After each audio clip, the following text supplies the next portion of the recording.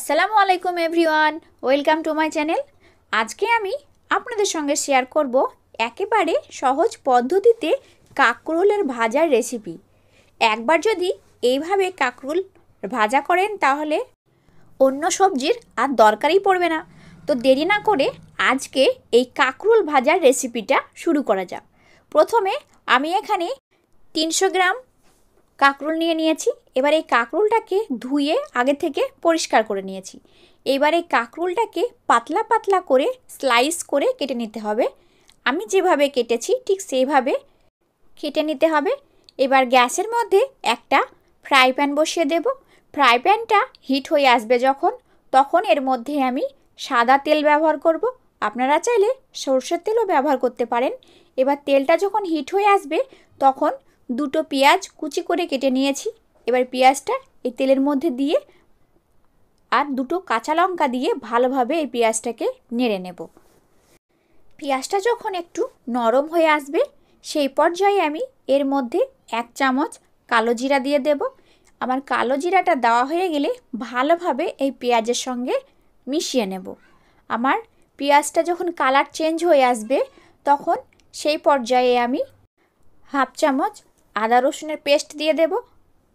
এবার এই আদা রসুনটাকে ভালোভাবে কষিয়ে নিতে হবে যেন আদা রসুনের কাঁচা গন্ধটা না থাকে। আমার পেঁয়াজটা সুন্দরভাবে ভাজা হয়ে গেছে। এবার এর মধ্যে আমি 1 চামচ হলুদের গুঁড়ো, 1 চামচ কাশ্মীরি লঙ্কা গুঁড়ো, স্বাদ মতো লবণ দিয়ে ভালোভাবে এটাকে কষিয়ে নিতে হবে। পেঁয়াজটা যখন ভালোভাবে কষানো হয়ে যাবে তখন এর মধ্যে আগে থেকে কেটে রাখা কাঁকরোলগুলো এই পেঁয়াজের মধ্যে দিয়ে দেব। এবার এই কাঁকরোলগুলো ভালোভাবে মশলার সঙ্গে মিশিয়ে নিতে হবে। এবার এটাকে নেড়ে চেড়ে ভালোভাবে আমি মশলার সঙ্গে মিশিয়ে নেব।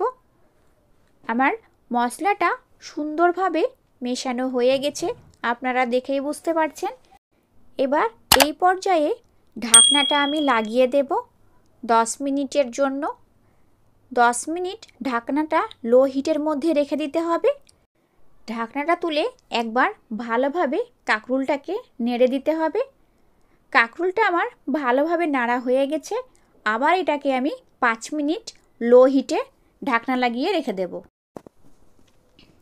5 মিনিট পর ঢাকনাটা তুলে দেখে নেব আমার পারফেক্টলি কাঁকরোলটা ভাজা হয়েছে কিনা। দেখুন কালারটা দেখে নিশ্চয়ই বুঝতে পারছেন কাঁকরোলটা অলমোস্ট ভাজা হয়ে গেছে। এবার এটাকে নেড়ে চেড়ে ভালোভাবে একবার নেড়ে নিতে হবে। আমার কাঁকরোলটা সুন্দরভাবে সেদ্ধ হয়ে গেছে। এবার এর মধ্যে আমি 1 চামচ মতো ম্যাগি মশলা অ্যাড করে দেব। যে বাচ্চারা সবজি খেতে পছন্দ করে না, ম্যাগি মশলা দেওয়ার কারণে ঝটপট এই সবজিটা খেয়ে নেবে। এবার এর মধ্যে আমি সামান্য পরিমাণ গোলমরিচের গুঁড়ো দিয়ে ভালোভাবে এটাকে নেড়ে নেব। আমার মশলাটা সুন্দরভাবে কাঁকরোলের সঙ্গে মেশানো হয়ে গেছে। এটাকে এবার নেড়ে ছেড়ে একটা প্লেটের মধ্যে তুলে নেব। গরম গরম ভাতের সঙ্গে এই কাঁকরোলের এই রেসিপিটা যদি থাকে তো 1 থালা ভাত নিমেষেই শেষ হয়ে যাবে। একঘেয়েমি কাঁকরোল খেতে বিরক্ত লাগলে ঝটপট এইভাবে এই প্রসেসে একবার রান্না করে দেখবেন, দুর্দান্ত লাগে খেতে। আমার এই রেসিপিটা যদি আপনাদের ভালো লেগে থাকে তো অবশ্যই বাড়িতে ট্রাই করবেন এবং কেমন হলো আমাকে কমেন্টে জানাতে ভুলবেন না। এই রেসিপিটা যদি আপনারা ইউটিউব থেকে দেখে থাকেন তো আমার চ্যানেলটিকে লাইক এবং সাবস্ক্রাইব করে দেবেন, আর ফেসবুক থেকে দেখে থাকলে পেজটাকে ফলো করে দেবেন। দেখা হচ্ছে নতুন কোনো রেসিপি নিয়ে। আপনারা সকলে ভালো থাকবেন এবং সুস্থ থাকবেন।